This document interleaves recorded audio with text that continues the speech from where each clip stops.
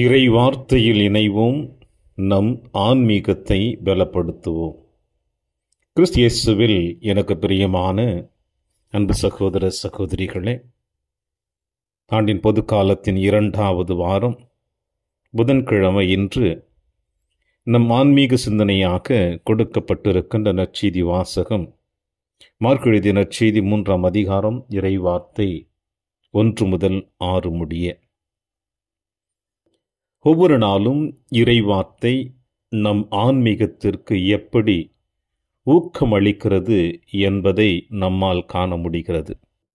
அதோடு சேர்ந்து நம் ஆன்மீகத்தை பலப்படுத்த வேண்டும் என்று நினைக்கின்ற பொழுதும், ஆண்டவரோடு இணைந்து நாம் பயணிக்க வேண்டுமென்று முயற்சி எடுக்கின்ற பொழுதும், அதை நாம் ஒழுங்குபடுத்தி அதை தெளிவான பாதையில் அழைத்து செல்ல வேண்டுமென்று நாம் முயற்சி எடுக்கின்ற பொழுதும், தடைகள் அதற்கு ஆயிரம் வரலாம் என்பதற்கு இந்த 2-3 தினங்களுடைய நற்செய்தி வாசகங்கள் நமக்கு வெளிப்படுத்துகிறது.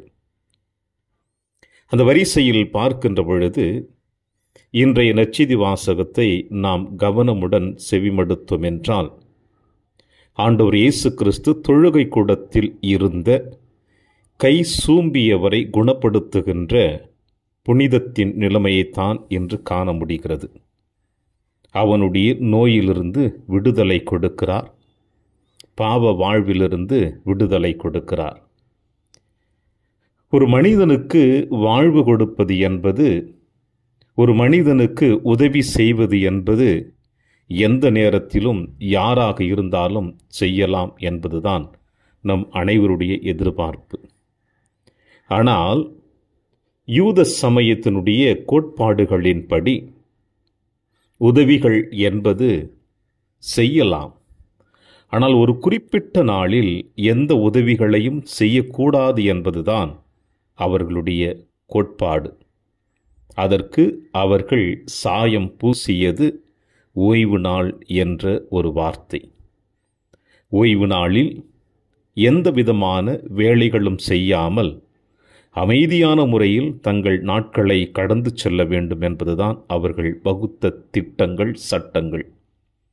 இந்த சட்டத்தை, திட்டத்தை இயேசு இரக்கத்தின் சட்டங்களாக மாற்றி அந்த கை சூம்பியவனை அனைவர் முன்னிலையிலும் நிறுத்தி அவர் கேட்ட ஒரே ஒரு கேள்வி எல்லோருடைய புருவங்களையும் உயர்த்த வைத்ததுதான்.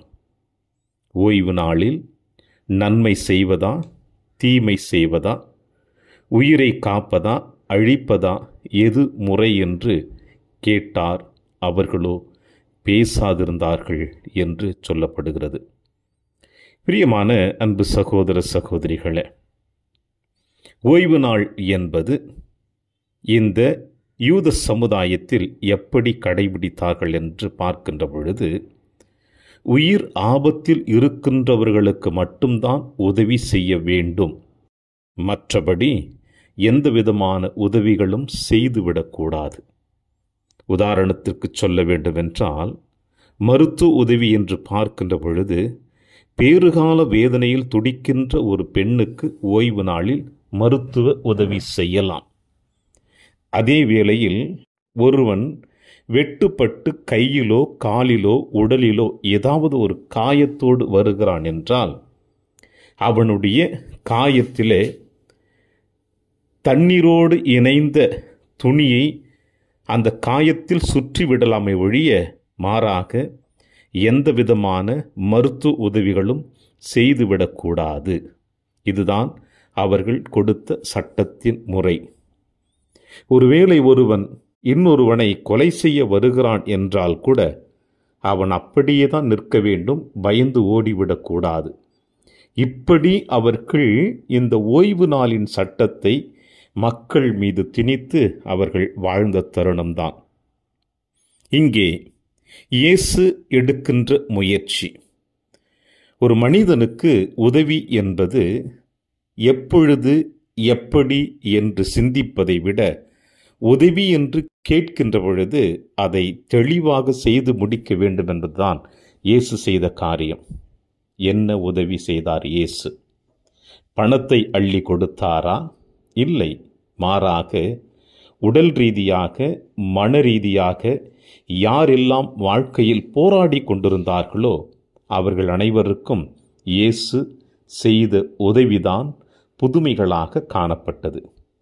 ஓய்வு நாளில் தொழுகை கூடத்தில் இருந்த அந்த மனிதனை அனைவர் முன்னிலையிலும் எழுப்பி நிற்க வைத்து அனைவரிடமும் கேள்விகள் எழுப்பிய பிறகு பதில் சொல்ல முடியாமல் நின்று கொண்டிருக்கிறவர்கள் தீட்டிய சட்டத்தை இயேசு வாயடைக்க வைக்கிறார். இதுதான் நம்முடைய வாழ்விலும் நாம் செய்யக்கூடிய ஒரு மாபெரும் வேலையாக இருக்க வேண்டும் என்பதை இயேசு இங்கே நமக்கு வெளிப்படுத்துகிறார். ஆக உதவிகள் என்பது நேரம் காலம் பார்த்து செய்வதை விட அதை முழுவதுமாக தேவைப்படுகின்ற பொழுதெல்லாம் செய்கின்றவர்களே இறையாட்சிக்கு தன்னை ஈடுபடுத்தி கொள்கிறார்கள் என்பதை இயேசு இன்றைய நாளிலே நமக்கு வெளிப்படுத்துகிறார். அந்த வரிசையில் பார்க்கின்ற பொழுது இன்று அன்னையாம் திரு அவை தூய வின்சென்ட் பல்லோட்டியினுடைய விழாவை கொண்டாடி மகிழ நமக்கு அழைப்பு கொடுக்கின்றது. தூய வின்சென்ட் பல்லோட்டி 1795 ஆண்டு ஏப்ரல் மாதம் 21ஆம் நாள் ரோம் நகரில் உள்ள ஒரு செல்வ செழிப்பான குடும்பத்தில் பிறந்திருக்கிறார். இவர் சிறந்த கல்வியாளராக பயிற்சி பெற்று ஏறக்குறைய 25ஆம் வயதில் அவர் குருவாக திருநிலைப்படுத்தப்பட்டார். இவ்வாறு குருவாக திருநிலைப்படுத்தப்பட்ட பிறகு அவர் தன்னுடைய இறையாட்சி பணியை ஆரம்பித்தார். எங்கு என்றால் அவர் குருத்துவ பயிற்சிக்காக படிக்கின்ற மாணவர்களுக்கு சொற்பொழிவாளராக தன்னுடைய பணியை ஆரம்பிக்கின்ற பொழுது அதில் அவர் நிறைவு காண முடியாமல் இதுவல்ல என்னுடைய பணி என்று அதை ஒதுக்கி வைத்துவிட்டு பங்கு பணியாளனாக அவர் தன் பணியை ஆரம்பித்திருக்கிறார். இவ்வாறு தன்னுடைய பணியை ஆரம்பிக்கின்ற பொழுது அதிக நேரம் அவர் பாவ சங்கீதம் கேட்பதிலும் நோயாளிகளையும் வயது முதிர்ந்தவர்களையும் இன்னும் அதிகமாக சிறைவாசிகளையும் சந்தித்து அவர்களுக்கு ஆறுதல் சொல்லி ஆற்றுப்படுத்தியிருக்கிறார் தன்னுடைய பணியிலே. அவர் வெளியிலே செல்லுகின்ற பொழுதெல்லாம், ரோம் நகரின் வீதிகளில் செல்லுகின்ற பொழுதெல்லாம் யாரையாவது, அதாவது பிச்சைக்காரர்கள் கைவிடப்பட்டவர்களை பார்த்தால் அவர்களுக்கு தன்னிடம் இருப்பதை வாரி வழங்கிவிட்டு தன் இல்லம் திரும்பி வருகிறார். இப்படிப்பட்ட இந்த மாபெரும் மனிதர் தன்னுடைய பணி வாழ்வை இந்த மண்ணுலகில் தொடர்ந்து பணியாற்ற வேண்டும் என்பதற்காக அவர் குருக்களுக்காக பல்லோட்டின் ஃபாதர்ஸ் என்றும் கன்னியர்களுக்காக சிஸ்டர்ஸ் ஆஃப் பல்லோட்டின் என்றும் 2 சபைகளை நிறுவி தான் செய்த பணியை தொடர்ந்து ஆற்ற அவர் விரும்பியிருக்கிறார். இவரிடமிருந்து கற்றுக்கொள்ளக்கூடிய பாடம் என்னவென்றால், ஜெபத்தினுடைய வல்லமை என்ன என்பதை தன்னுடைய பணி வாழ்விலே தன் குருக்களுக்கும் கன்னியர்களுக்கும் வெளிப்படுத்துவது மட்டுமல்லாமல் அவருடைய வாழ்க்கை சரித்திரத்தை நாம் படிக்கின்ற பொழுது அங்கே அவர் எந்த அளவிற்கு இறை பக்தியில் விசுவாசத்தோடு வாழ்ந்தார் என்பது அவர் ஜெப வாழ்வு நமக்கு வெளிப்படுத்துகிறது. அதோடு மட்டுமல்லாமல் உதவும் நல்ல உள்ளமாக அவர் இந்த மண்ணுலகிலே வாழ்ந்திருக்கிறார்.